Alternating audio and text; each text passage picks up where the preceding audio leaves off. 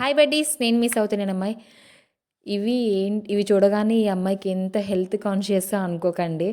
Morning tiffin తిని తిని bore కొడుతుంది, అందుకే అవి స్కిప్ చేసి ఇవి తింటున్నా.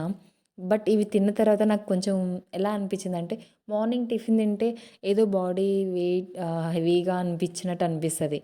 ఇది తింటుంటే నాకు ఓకే, నార్మల్గా బాగుంది, లైట్గా. సో యాక్టివ్గా అనిపించింది. దీంతో పాటు ఇంకా పప్పాయ కూడా ఉన్నింది. సో అన్నీ మిక్స్ చేసుకొని మంచిగా హెల్త్ కాన్షియస్ లాగా ట్రై చేద్దాము ఈ డేలో ఎలా ఉంటుందో అని చెప్పేసి ట్రై చేశాను.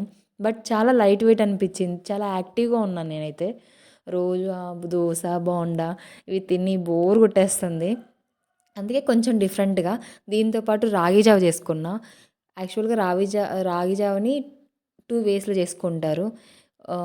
ఒకటేంటంటే చక్కెర కానీ బెల్లం కానీ వేసుకుంటారు, బట్ నేను అదేమీ ప్రిఫర్ చేయను. మజ్జిగ వేసుకొని కొంచెం సాల్ట్ వేసుకొని చేసుకుంటే చాలా బాగుంటుంది. నాకు చాలా బాగా నచ్చింది కూడా. నేను ఫస్ట్ నుంచైనా నేను అంతే చేసుకునేది, స్వీట్ అయితే వేసుకోను. ఇంకా స్వీట్ వేసుకునే దానికి ఇంకా డైరెక్ట్గా తినడమే బెస్ట్ కదా అనిపిస్తుంది. సో రాగి జావ సాల్ట్ మజ్జిగ వేసుకొని తాగితే టేస్ట్ ఒక లెవెల్లో ఉంటుంది. సో ఇదే అండి నాది ఈరోజు బ్రేక్ఫాస్ట్. సో మీరేం తిన్నారు కామెంట్ చేయండి. రాగి జావ మాత్రం రోజు మార్నింగ్ తాగితే చాలా హెల్త్కి మంచిది. బట్ చేసుకొని తాగడానికి ఒళ్ళు బద్ధకం అనమాట. దీని బదులు టిఫిన్ చేసుకొని తింటే పోవద్ది కదా అనిపిస్తుంది.